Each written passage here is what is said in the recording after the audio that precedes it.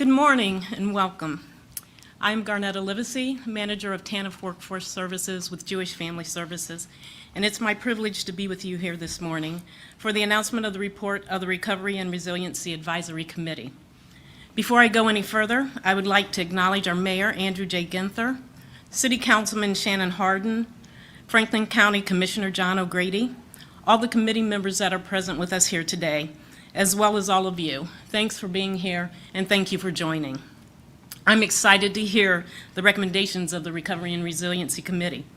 As you know and have likely experienced, the pandemic has caused us to take a hard look at systemic issues such as economic disparity, racial equity, digital equity, just to name a few. We're taking a look at those in new ways. Although these challenges were already present, the pandemic shone a light on them that we could no longer ignore. So I'm so pleased that our community's leaders, including those that you will hear from here today, are not only acknowledging these disparities, but are committed to investing in initiatives to address them as we move towards a more equitable economic recovery. I was asked to talk about the kind of impact these investments could have on Central Ohio residents. At Jewish Family Services, I manage a program serving single moms who are receiving public benefits. We assist them to stabilize, to gain work experience, and to find employment so that they can support themselves and their families. Of the single mothers that we serve, about 65% of them are African American. And one particular young woman comes to mind. I'll call her Ms. Smith for this morning. When we welcomed Ms. Smith to our program, she was facing a lot of barriers. And she shared with us that she had limited transportation, that her housing was unstable. She needed child care. And in order to participate in our program, she also needed internet services as well as access to a computer. Now, she was hoping that she would be able to use her son's school computer, but we know how that worked out. It didn't work out. And so she was just kind of stuck. So as we worked with Ms. Smith, we worked with her to address these barriers. We were able to provide her with transportation vouchers. We were able to help her to secure child care. We were able to help her find assistance for her rent, and she was able to maintain her housing for herself and her children. We also helped her to access low-cost internet services and provided her with a laptop so that she could participate in the program and be compliant with the requirements. All of these supports made a difference for Ms. Smith, but there's one that I really want to talk about in particular. This has a dramatic impact on an individual's ability to recover and gain resilience: digital access. Digital access was a game changer for Ms. Smith. With internet and a computer, she was able to remain compliant with her program, acquire digital skills, search for employment opportunities, and gain education on health care and ways to keep herself and her family safe during the pandemic. Empowered and equipped, Ms. Smith was able to find work-from-home employment so that she could earn an income as well as care for her young children. She gained work experience and she acquired new skills, and as a result, she was able to then move into another job, earning a higher wage as she progressed on her journey to self-sufficiency. Ms. Smith is a contributing member of our community. What seemed like such a small effort to close the digital divide changed her life and the lives of her children. With the type of investments recommended by the Recovery and Resiliency Report, such as investments in broadband and digital inclusion, I envision similar stories playing out all across our city. We will hear stories of hope and success because this city cares enough to invest in all its citizens, its neighborhoods, and its future. This is work that will impact the trajectory of future generations for years to come as we, as a community, together build back stronger. With that, I would like to invite our mayor to come forward. Please welcome Mayor Andrew Gether.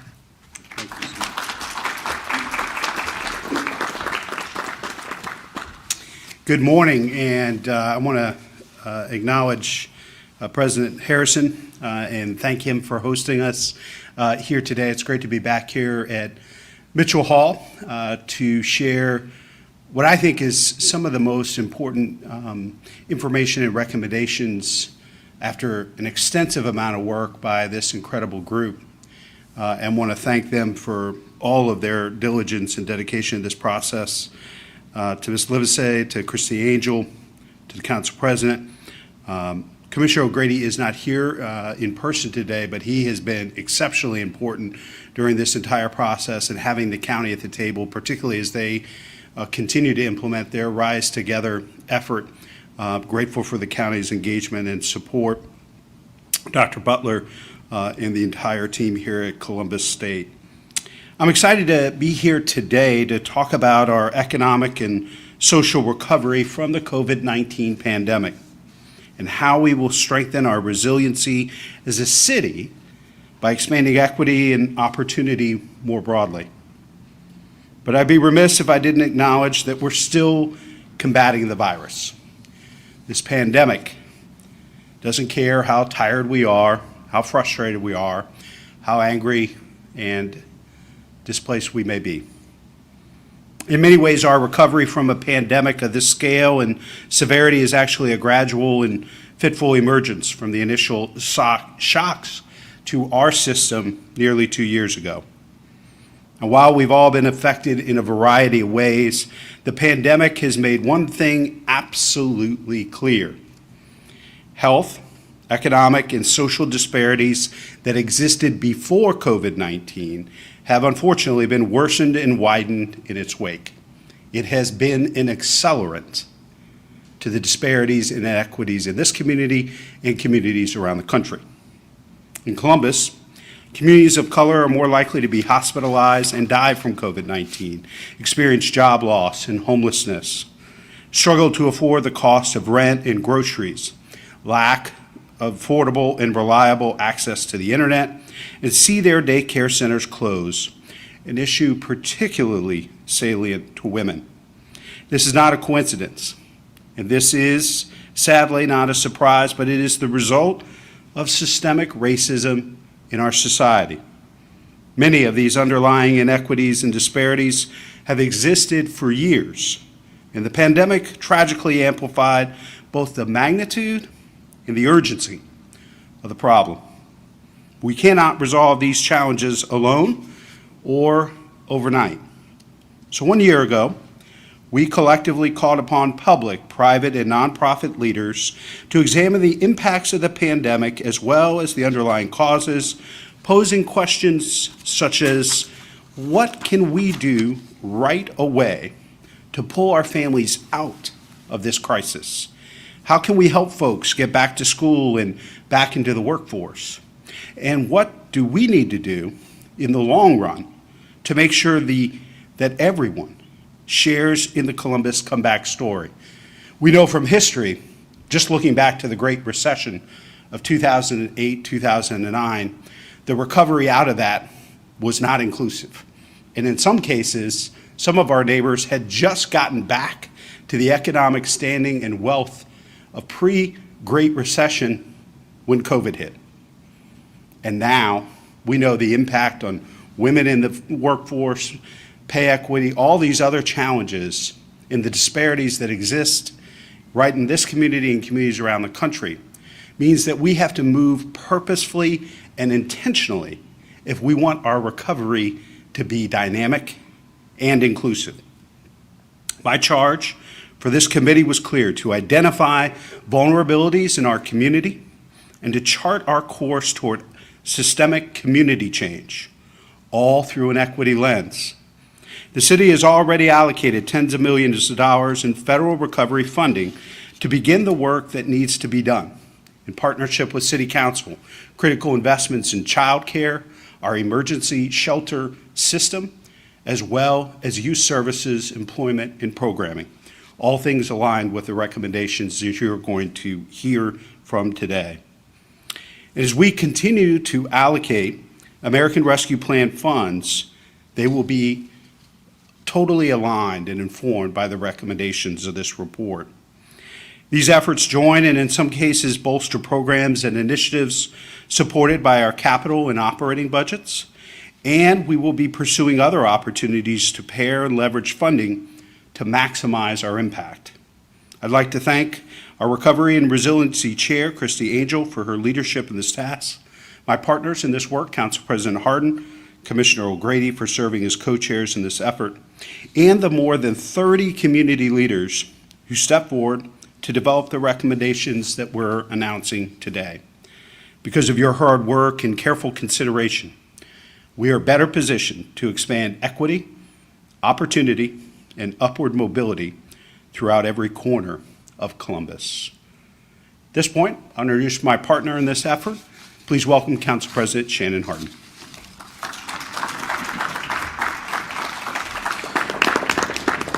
Thank you, Mayor. It was an honor to be asked to serve as co-chair with Commissioner O'Grady and to partner with Chair Angel and all the community partners that we have here today and put so much time into this report. This report is a story of how we come back, but it's also a story of partnership and collaboration, how we always solve things in our city. And speaking of good partners, I would like to also acknowledge President of Columbus State, Dr. Harrison. Thank you for your partnership as we roll out a promise. This report also is a guide map, but it's also a promise to the community that as we come back from this pandemic, we will do so in an inclusive and thoughtful manner. Again, to Chair Christy Angel, to Ms. Garnetta and Dr. Butler, thank you for having me. This is a moment in our community to do the big things, do the big things for working families in Columbus. And I'm excited that this report can help provide a roadmap for various partners in our community. It is never just the city of Columbus doing this work alone. We stack hands, we collaborate. And the first recommendation talks about the need to boost housing production in our city. Like many communities, we face an affordability and a supply crunch. We need to build lots more housing if we want to accommodate the current and future residents of our city.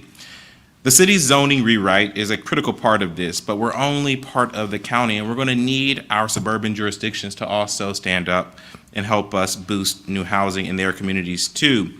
In this document, you'll see MORPC, the Workforce Development Board, Columbus State, and countless other partners raising their hands to step up to address pressing community problems. While this plan serves as a roadmap for the future, there are some important efforts that are already underway.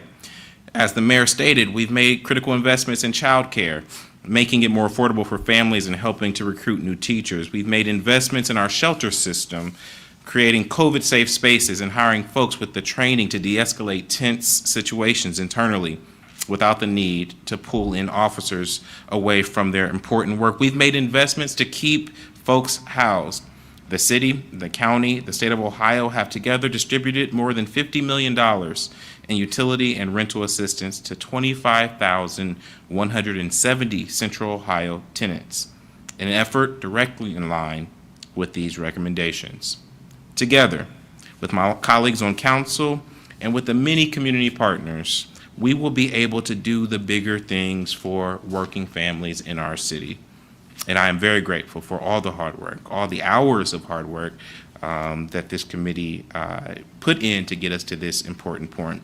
At this juncture, I'd like to invite my friend and the chair of the Recovery and Resiliency Committee, Christy Angel, to the podium.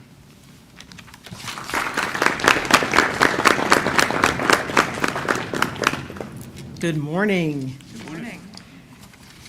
First of all, I want to thank Dr. Harrison for having us here today. I've been able to come to Mitchell Hall like twice during this pandemic. This is kind of fun. Now the restaurant's open, so that's even more fun. And thank you, Council President, for the introduction, and to you, Mayor Gether, chairing this committee along with your co-chairs, the Council President, County Commissioner John O'Grady. I want to thank you and express my personal gratitude, but gratitude on behalf of the 35 leaders who came forward to give their time and talent and some resources here and there to do this work, and for you you had the foresight to call us together before a vaccine, before we knew that there were going to be all of these variants. They called us together to look at how we move forward and we recover from the pandemic. And I will tell you that people always talked about how much money do we have to spend? How much money do we have to spend?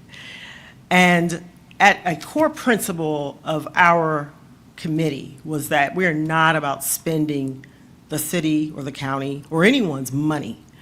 We are about setting some priorities, taking a look at some industries, sectors in this community that aren't working well, some not working well now, and some that we know have been ravaged by the pandemic and won't work well for our citizens post-pandemic. Now, that was before we thought there was going to be a post-pandemic. We thought this time we would be having a conversation with you and things would be in a different place. But as we know, a new variant rages, and we still are struggling to get people vaccinated, now boosters and so forth. So we're going to be living with this for a while. And yet, this committee knew that we could not hold up the work that we need to do, the recommendations that we need to make.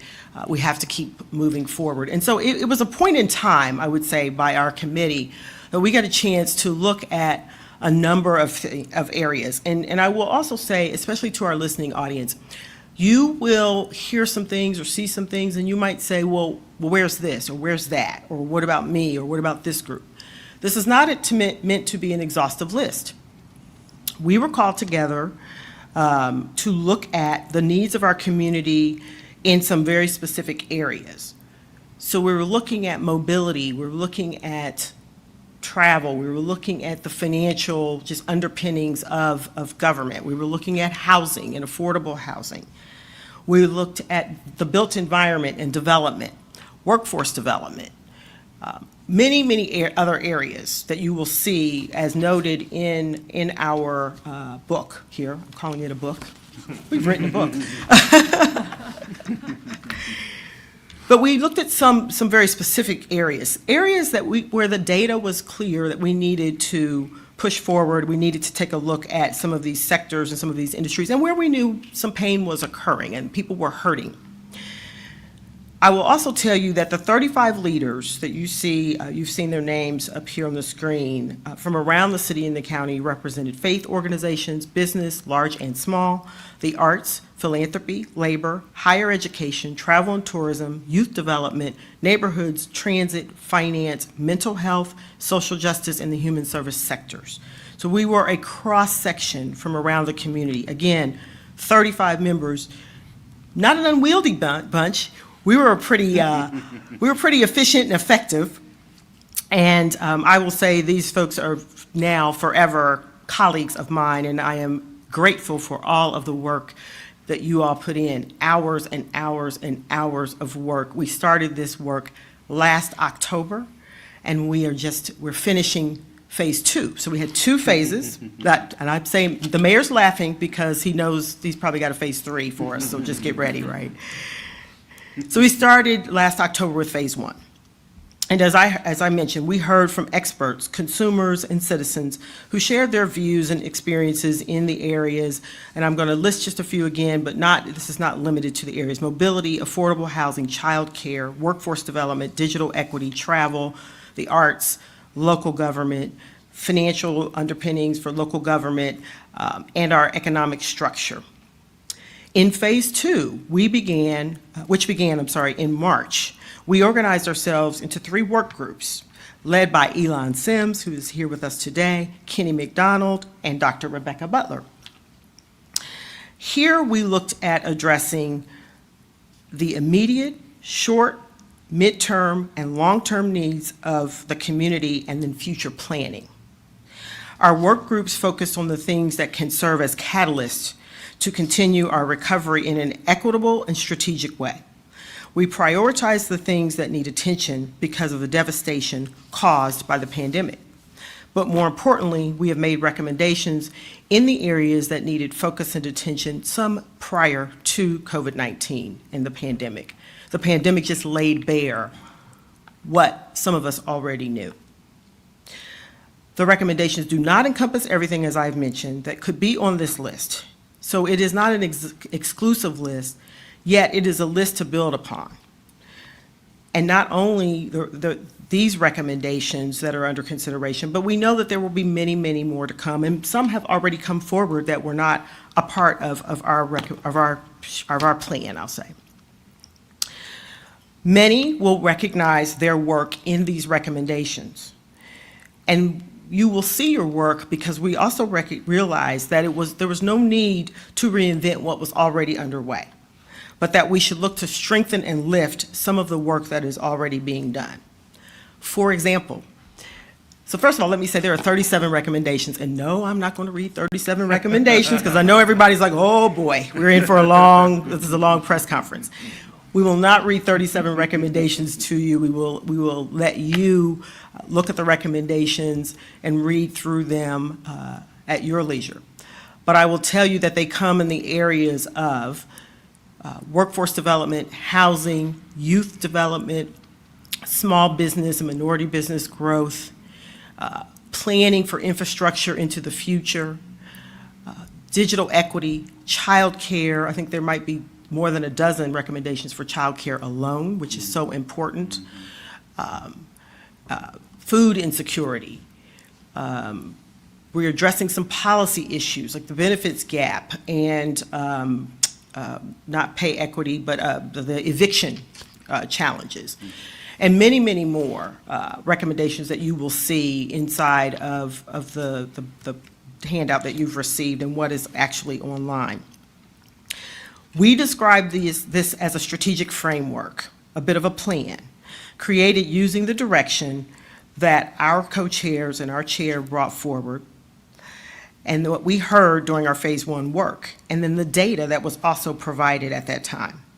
And now the hard work begins as we identify implementation plans, implementation partners, measures, metrics, set priorities, and make investments in this work. This is the hard work. This is the work where everybody has to roll up their sleeves and be a part of it. And finally, again, I want to say to this amazing committee, who I will take into any fight, battle, opportunity I have with me, and I'm sure we're going to stick together because there's some more work that we're going to have to do. Again, I want to say you put your personal interests aside, you put your day jobs aside, and you came with a deep commitment to our mission and the goal to see everything through an equity lens. And at the YWCA, when we talk about equity, what we mean, and I think this is what we mean here as well, is that we have to use different ways of looking at our problems. We have to try to disrupt the systems that are holding us back. So when you look at the recommendations and you say, well, that's not the way we would do that in the past, or why are we doing it that way? Or why are you making that recommendation, which seems to be in the weeds as it relates to housing? Because there's a few of us up here that go in the weeds on housing. And when you see that, it's because we're looking to disrupt the system. What we've been doing in the past hasn't worked. So we're looking to do something in a different way that is inclusive of everyone in this community, and that gives everyone in this community a chance for the most success they can have with a level playing field. And we're also looking to disrupt the systems that actually were limping along a little bit before COVID got a hold of our community, and those systems were leaving people behind. And so you think about childcare. We're going to talk a little bit more about childcare with Dr. Butler. Childcare is a broken system in this community. It's a business model that does not work very well for anyone, and we want to disrupt that. And so you're going to see some recommendations, and you're going to be like, whoa, but whoa is needed. Because this is the most important thing to getting people back to work, keeping people working, solving some of our workforce problems, and giving our children quality education before they actually, while they're in school, before they start school, and so forth. Giving up, whether it's 0 to 3, 3 to 5, or after-school care. It is all important. It is the best investment we can make as a community, is making an investment in this system. So again, I want to thank you, Mayor. I want to thank Council President Hartman. I want to thank County Commissioner John O'Grady, wherever you are, John. I hope you're watching us. I'm sorry you couldn't be here.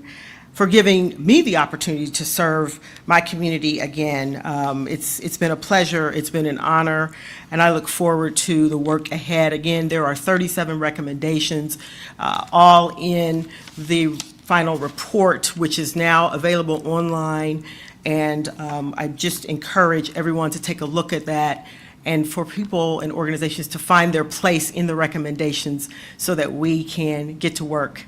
It's very important that we get started like now.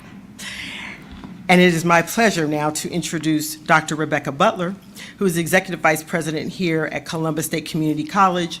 Dr. Butler led our readiness committee, which looked at short and midterm goals, or midterm priorities, and Dr. Butler was guided us steadily at the helm as we looked at those child care recommendations, workforce recommendations, and digital equity recommendations. Dr. Butler?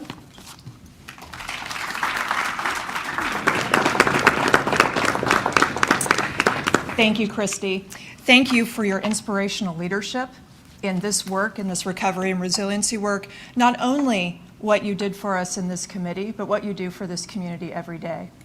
Mayor Gether, Council President Hartman, Commissioner O'Grady, your vision to center equity in this work and in this community is inspiring. Thank you.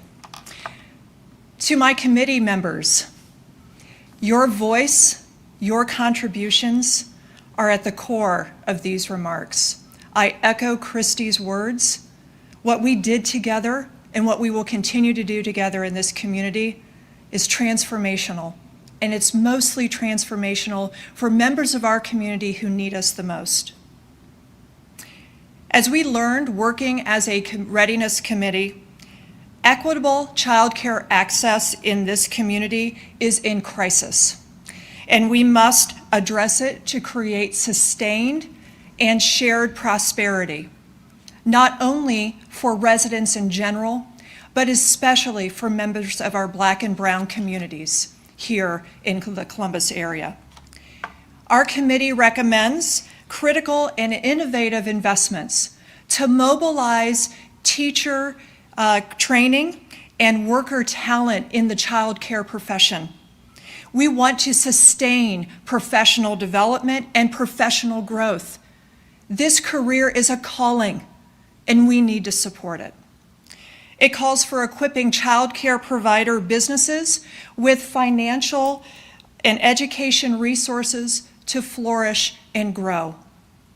And it recognizes the need for scholarships so that all families, especially Black and Brown community members, have access to high-quality child care.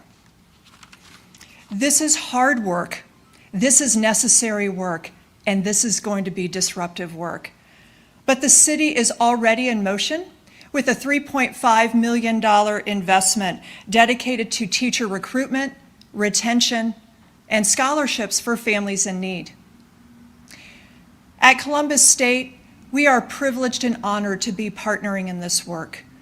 We have the unique opportunity to use our early childhood development academic program to further assist the community.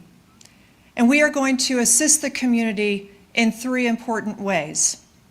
First, in partnership with the city, we are going to provide no-cost educational opportunities to increase the numbers of credentialed child care professionals in our community.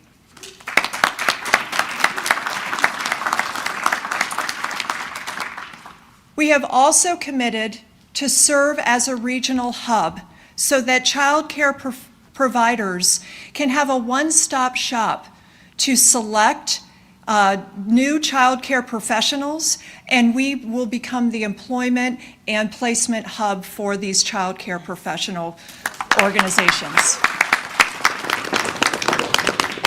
And finally, thanks to Franklin County voters who supported our bond issue a year ago, we are going to invest on this downtown campus in a multi-million-dollar child care center. This center will not only support our students, so many of them working parents, but it will support the neighborhood and the community that immediately surrounds this campus. What's most exciting about this child care center opportunity is that in partnership with the city, with the county, with the myriads child care providers in this area, this child care center will also be a learning lab for the profession. Because again, it is our community's requirement that we elevate and support the individuals who have chosen as a career to educate and care for our young people. So with that, it is my distinct pleasure to turn it back over to our mayor, who not only asked us to plan for a recovery, but challenged us to dream big and plan for an equitable, sustained, resilient Columbus. Mayor Gether. Thank you.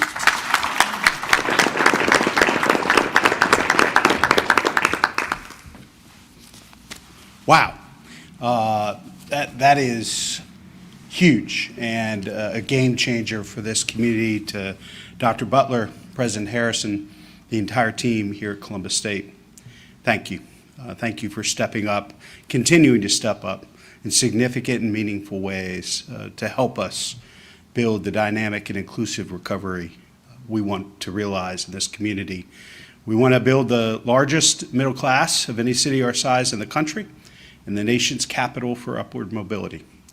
These recommendations, this incredible work by this committee, will help us get that done. I do want to recognize the staff. I know we've talked a lot about the committee members, but if everybody that staff this from the city, county, nonprofits, if you could just raise your hand so we could acknowledge you and your incredible work over this time. Thank you. Thank you. We wouldn't be here without it. We need solutions and partners, just like Columbus State, if we're going to achieve the recovery and resiliency that this committee envisioned and now proposes. The committee has already identified and connected with organizations ready and able to lead the implementation of specific recommendations. For others, we still need the help of dedicated champions to bring them to fruition. We're asking for partners across the community, public, private, nonprofit, higher education, to step up to help to realize the full force of these recommendations. Expect to be hearing from us, or better yet, give us a call. Raise your hand and help us build a community that is resilient, it's dynamic, inclusive, where the prosperity agenda is part of all of our neighbors' lives. From healthcare, job creation, and food security to affordable housing, digital connectivity, and more. There are ample opportunities to get involved and make a lasting difference. Collaboration is the Columbus way and is how we will achieve an equitable recovery and a more resilient city. We'd be happy to answer any questions from the press. Yes? Good morning. Good morning. If you added up all these recommendations together, what is the size of investment that, that this entire report encompasses? And then what percent of these action items do you feel like you are already moving forward on? And what portion of them do you still need to identify partners to move forward on?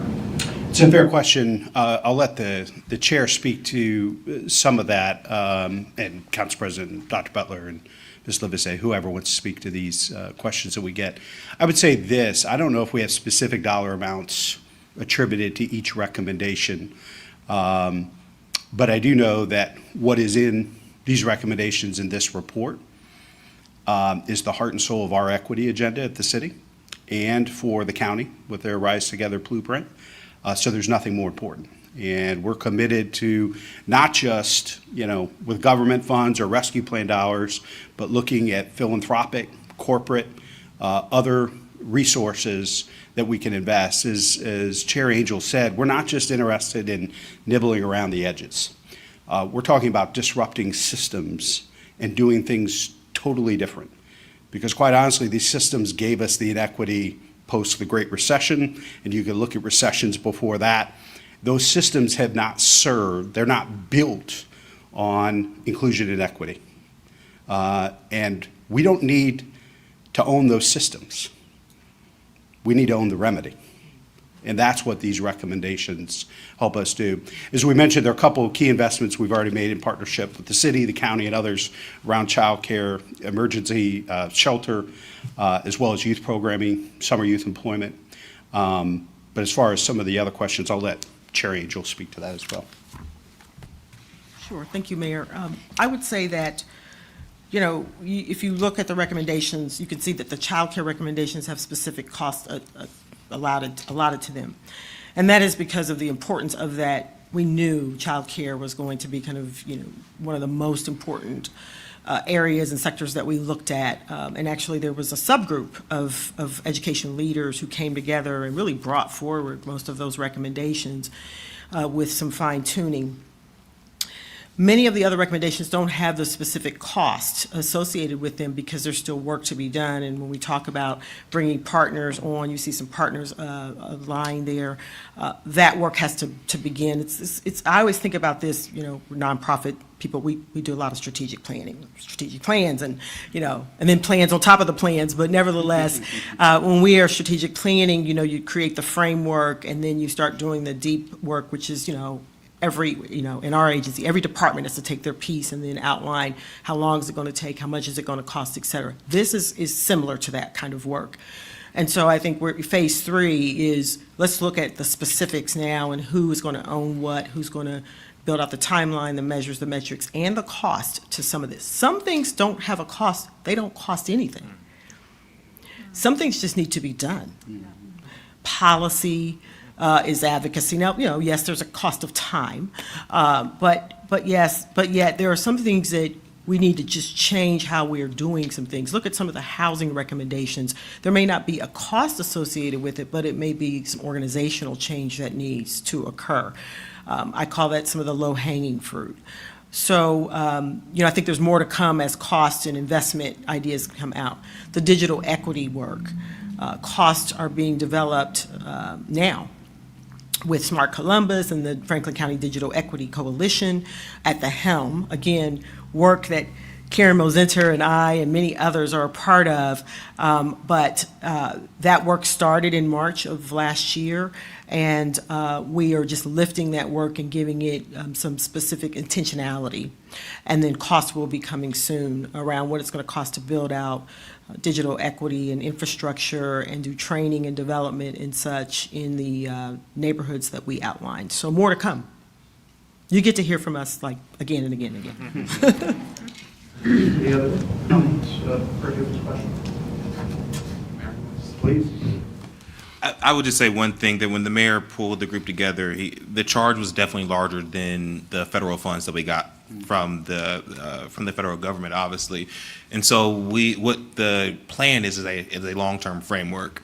And so it should not be, you know, truncated to fit in the resources that we got from the federal government, working with the mayor, working with the county, working with the community. We will have to explore new and exciting ways to do this important work for the long run. And I'd encourage folks to continue to hold the council president and I and other elected officials accountable. You ought to see these recommendations in our operating budgets and our capital budgets, and other public entities that are in these spaces. This, as the council president said, isn't just a short-term plan, but a long-term strategy to build that dynamic and inclusive community that we all desire. What are the questions? Yes, sir. And just to follow up, Mayor, so this is the final report. So what then, you know, in the future, can we expect to see you guys maybe talk about this again, or? You know, I've taken an awful lot of time of Chair Angel and our colleagues. What I would envision is, you know, reporting out to the community our progress, like we do on many other community-wide efforts, whether it's housing or police reform or other types of things that are part of the larger equity agenda, to make sure that we're communicating with the public the progress we're making, but also to shine a light on some places where we need folks to step up, whether they're in government, whether they're in nonprofit, higher ed, or corporate Columbus. Other questions for the press? Well, thanks again, Ms. Livesey, Dr. Butler, Christy Angel, President Harden, President Harrison for hosting us. Very, very excited about this work, some of the initial investments we've already made. The one other point I would make specifically around childcare is this is not just about families and children. It is one of the greatest threats to our economic growth as a region. 1.8 million women have not returned to the workplace across America since the beginning of the pandemic, and that's only including women who are still looking for work. This is a big issue and is a great threat to our prosperity, not just as a city, a county, but a region. And as everybody in this room knows, there is no Ohio economy without Columbus and Central Ohio. It is critically important that we continue to focus on this, build our capacity. It's the right thing to do. But quite honestly, there is no prosperous future without addressing it. Thanks, everybody.